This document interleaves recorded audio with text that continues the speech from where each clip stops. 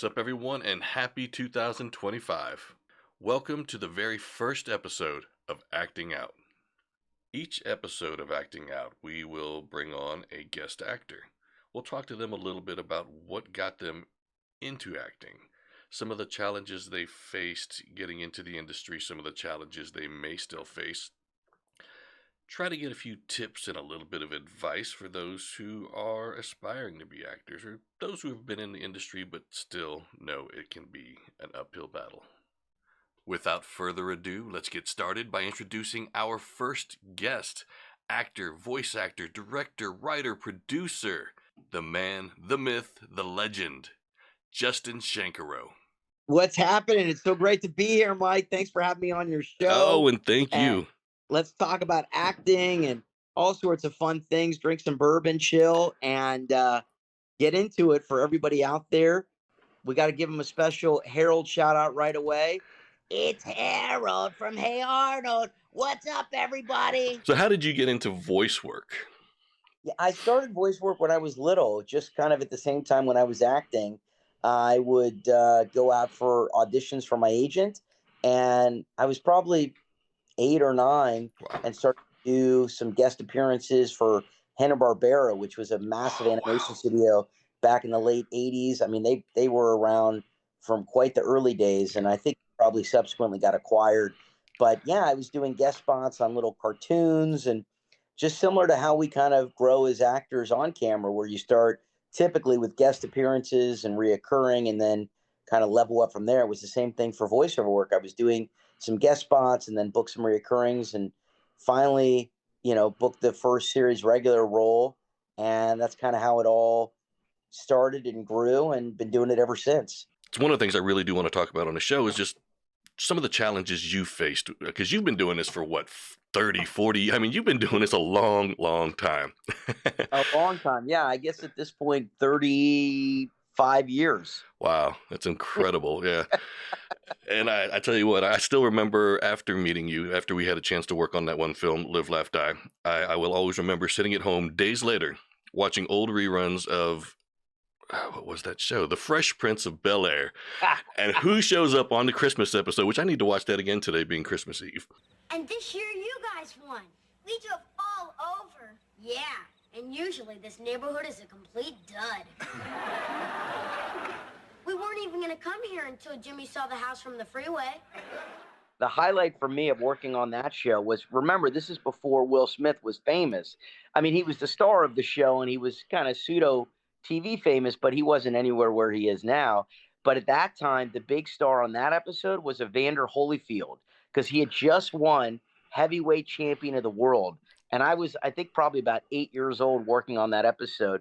And he showed up to set in a full black leather suit, black leather pants, black leather shirt, and black leather blazer. And I thought that was the coolest thing I'd ever seen. And he was Mr. Cool. So, that was definitely the highlight of working on Fresh Prince for sure. Oh, hell but yes. Challenges, I guess it's the challenges that all actors face, peaks and valleys where we're working, things are great, and then you're not working, and then there's downtime. The thing as actors is we're only happy when we're working, right? Most folks who work 9 to 5 can't wait for the weekend and can't wait for their vacation days to be off work, and we're the opposite. We can't wait to be on set and working. When we're not working, we're just like bummed and trying to figure out how to get back on set and continue working. That's why you see, wonderful actors, they're always working. And you're kind of like, why are they continuing to work? Because it's a gift to be able to work. And the more you work, the better you get. And it's a privilege. I was just thinking about recently Nicole Kidman. It's like everywhere you turn, you see her, and she's just working constantly because she realizes, like, once you stop working, it's hard to get back on set and hard to work. So just work as much as you can. I guess that's kind of the biggest challenge, is to continue working constantly. And, from voiceover work to commercials to TV and film, just try to be always working no matter what. And when you're not working, be doing a play or be an acting class or be an improv or be doing something that keeps you busy. Well, that's one of the things I like to tell people that ask me about it. Like, first off, you're absolutely right. Like, even this last film I did, this last Lifetime movie, the last day when it's a wrap for Mike Morgan. Good night, Mike Morgan. I'm just like, I'm so sad. I'm like, what am I going to do with my time now? Exactly.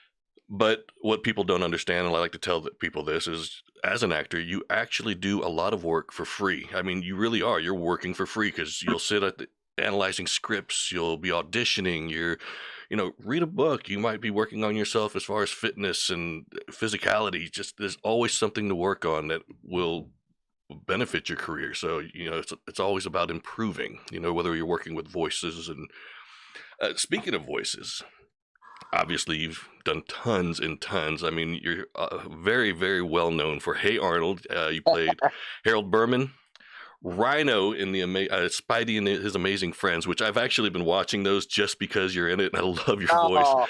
I love your damn voice. And speaking of, actually, I don't know if I can reveal, but good news regarding Spidey, which hopefully will become. I mean, you have to be so careful what you talk about with any project, but good news, which hopefully you'll read soon, or when this episode comes out, regarding Spidey and his Amazing Friends. So exciting stuff.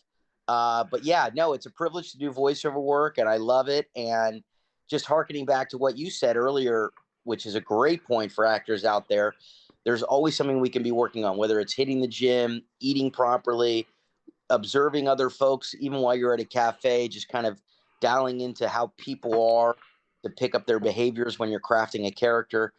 And that is very important. I'm glad you brought that up because that's something, again, I like I tell you, I'm always learning. I'm still fairly new to this. So for me, that's something I just recently started doing. When I'm out in public, I'm trying to look at people's reactions, what their emotions are, and how they act when they do something specific, whether it's something as simple as taking a sip of bourbon, like we're about to do. But you never know. I mean, they might wince, they might smile, they might really enjoy it, they might hate it. I mean, it's just interesting to watch how people react to everything. And now, what are some of the differences and challenges of voice acting as opposed to on camera? That's a great question. I mean, the people always come up to me and they say, "Hey, I have a great voice. I'd love to do voice acting." And I always tell folks it's called voiceover actor. Yeah. And the third word, actor, is the most important word in all of it, because you have to be able to infuse all of the training and the improv and the behavior that we put on camera as actors into performing as a voiceover actor. So I've know plenty of voiceover actors who have quote unquote terrible voices, meaning there's just nothing that stands out about them, and plenty of actors who have great voices who can't do voiceover acting. So it's all about really being able to do the same due diligence in terms of crafting a character and putting all of the nuance into performance that you do on camera into voices. Mhm. And that's what we do. And sometimes, you have to look at, like, for Spidey, it's a little bit more cartoony. It's for little ones. So we want to have a little bit more fun with it and always bring the humor. And depending on what you're auditioning for or what you're working on, some adult comedies, adult voiceover cartoons are a little bit more dry and maybe a little bit darker. So it's just also, as when you're auditioning for a film or TV show, you really have to look at who's writing it, what network is it on, what's the target audience, to get a sense of what kind of performance they want. They want something subtle, over the top, um, serious, a little bit more comedic. So these are all the things that you kind of consider when you're putting stuff out there. So for people who are wanting to get into voice acting, the process is very similar to on camera as far as the auditioning and the working with the Yeah, it character, is. the I mean, script analysis. exactly. It's very similar. I mean, the one thing that you want to do for voiceover, which you've done, is obviously you want to put together a demo reel. You usually, you want to have a 1 minute demo reel, which you can get out to agents to get them.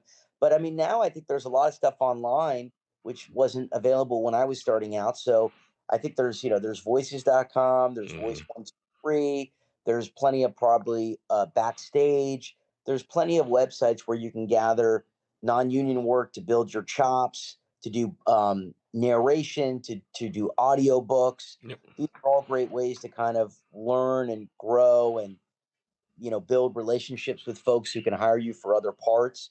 And that's the same thing as on camera. The more folks you know and the more relationships you build, the better the opportunities may be when you're ready, and people really feel that you have the talent to make it work. So yeah, and I always say for voiceover, a lot of it is quite comedic. So get an improv class, do stand up, do sketch comedy. That'll really help you with voiceover. Now, when working on a script, what advice would you give an actor as far as I hate to use the word memorizing the lines, but I guess essentially it is. I mean, but what advice would you give to somebody to kind of retain those lines and work with them and, when they get in front of the camera? Because again, it's happened to me just recently where I got up there and I was like, as soon as they yelled action, I was blank. That's funny. And even hearing the other actors' lines, I'm like repeating it in my head so I can just try to trigger something and nothing's coming. And I'm like, what the hell? That's fun. It's interesting. I mean, for me, it's not the lines. The lines are the easy part. It's always the what's happening underneath the lines, the subtext, what happened in the scene before, what happened in the moment before, what's the relationship between you and the other characters that you're speaking to in the scene. The lines, I've been doing so long, really, I mean, I just kind of learn them quickly. I mean, I guess technique wise, I've done it before. Writing them down is always great. Writing lines down, because writing helps commit to memory much quicker. And just going over them constantly, in the trailer or before. But I was just like, the lines to me are meaningless if you're just repeating the lines, not getting the depth of the character. Yeah. And and sometimes that happens, right? It's just kind of, we all have dreams as actors, like, oh Christ, I'm on set and I forgot my line. Or you show up that first day, and we always have that first day nerves. It's like first day at school. Oh my gosh, what's my line? Don't forget it. But you kind of let all that stuff go, and the more preparation that you do, the better, right? The more prep you do on your character, what's happening between you and the other characters, that's kind of where your energy and your focus is, and the lines just kind of come naturally. With all script breakdowns, though, what I normally will do is I read everybody's lines, but I put the emotion of that scene in there and any emotion change, because that really tends to help me knowing what the emotion for that scene is. Yep. Of course, I always write down what I think the obstacle is and what I'm trying to get the other actor to do. Whether whether I accomplish it or not, that's not the point. Just what am I trying to get you to do? Right. What's your motivation? And, absolutely all those aspects of technique that we learn in various acting schools and techniques are incredibly helpful. And that's where focus and energy is. And then the lines just come, naturally. And if they don't, then keep working on them. It's very hard to do stuff on our own. And now as an actor, you got to self tape, and you got to edit it, and you got to shoot it and light it. And it's so much work. And similar to voiceover work, that's why it's hard too, especially auditioning, is you do it yourself. You kind of hear in your head what the other character is saying, or read the line before. But it's much better when you have another actor to read off of, because they're going to help give you some motivation that then you can react to, and you can elevate your performance tremendously. Yes. What kind of advice would you give to actors who are starting off?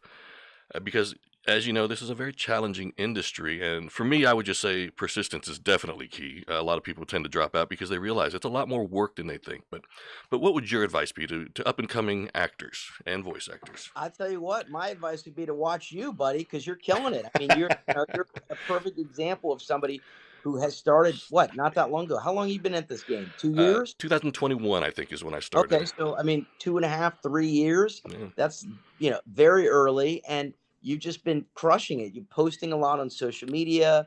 You've been hustling online to get auditions. You got getting agents in the Atlanta market, in the Kentucky market. You create your voiceover reel. You're doing your podcast. You got your headshots. You got your voiceover demo.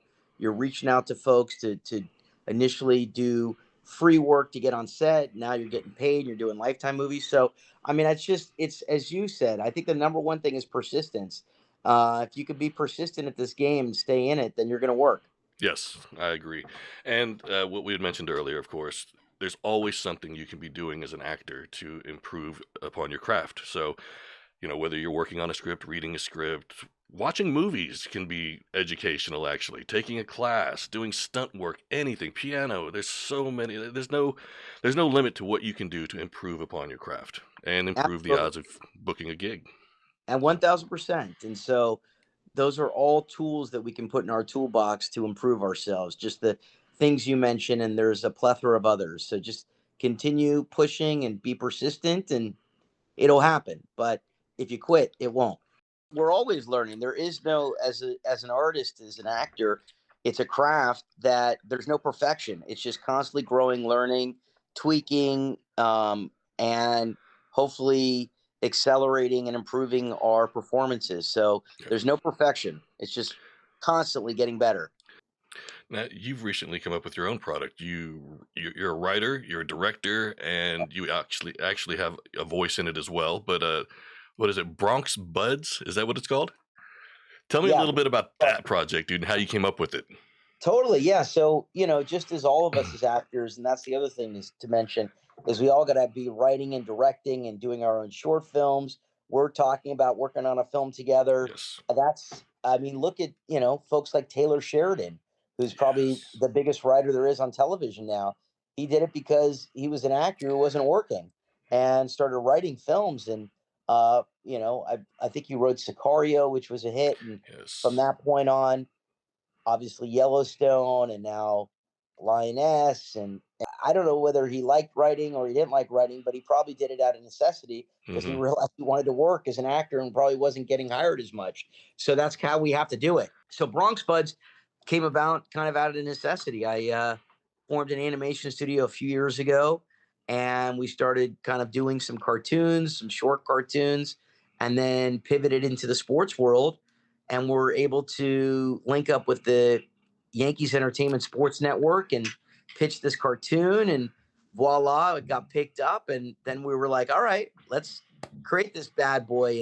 And it's been just a privilege and so fun to be able to write, direct, cast super talented kid actors and do a couple fun voices in the show as well. The show takes place in the Bronx, and being part of Arthur Avenue, which is the Little Italy of the Bronx, was fabulous. We spent a lot of time there, really making sure that it was iconic to that and created the culture and the energy of the Bronx. And yes, that kind of New York culture and spirit was important and helped inform the show tremendously. How's it feel being back in New York now? And are you enjoying the culinary experiences there? Because damn, the food is so good there.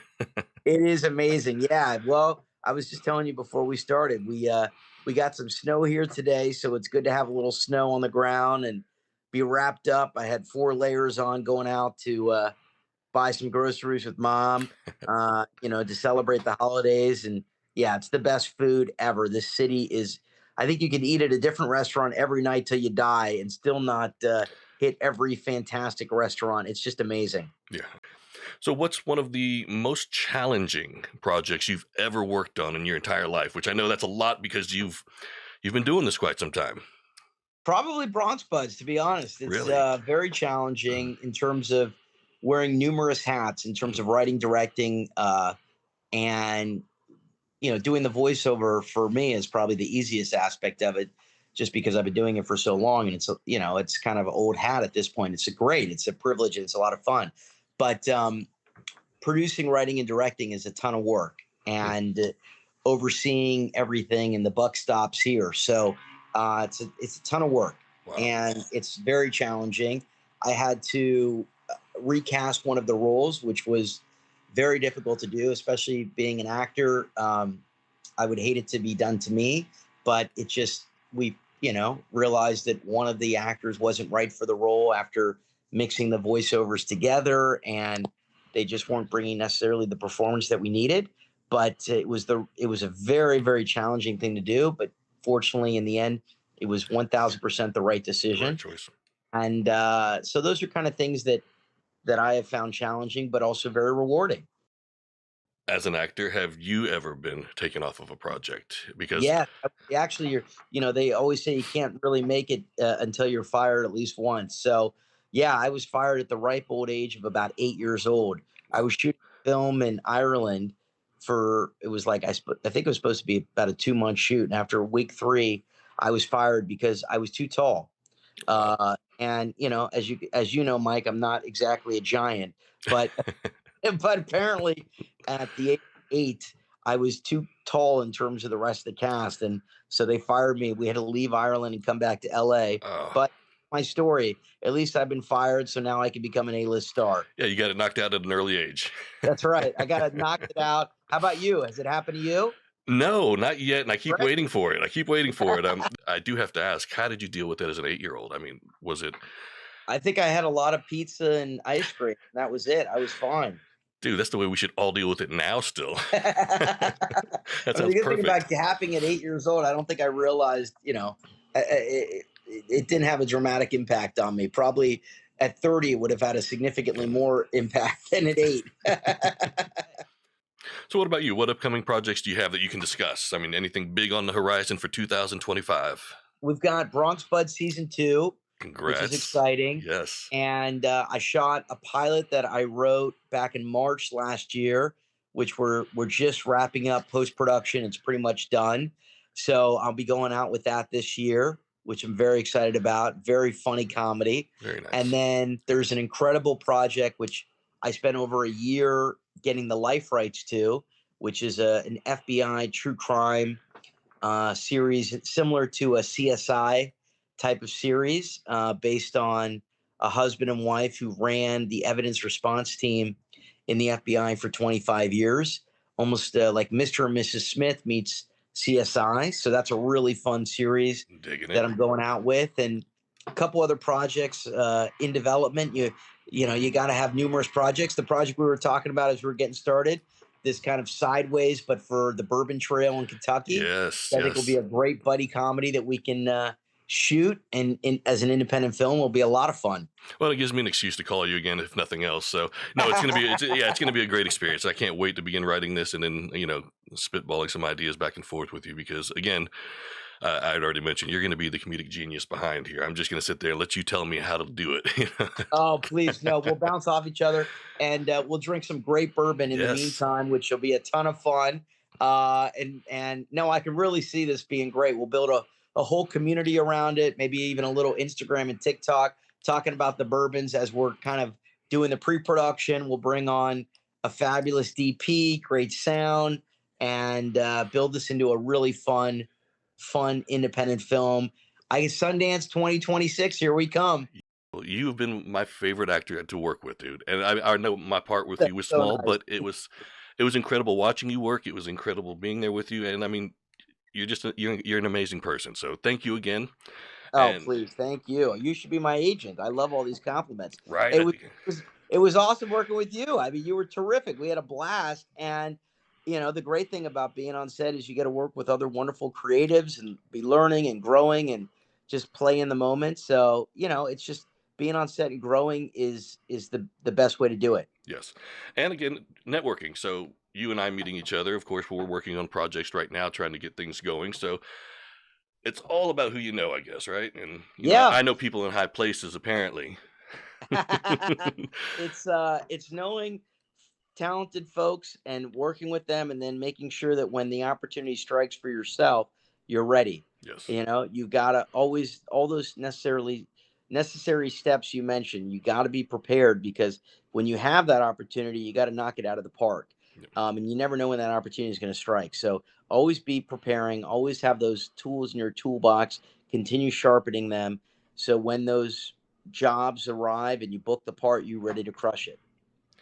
Justin, I appreciate you taking the time to be here on Acting Of course.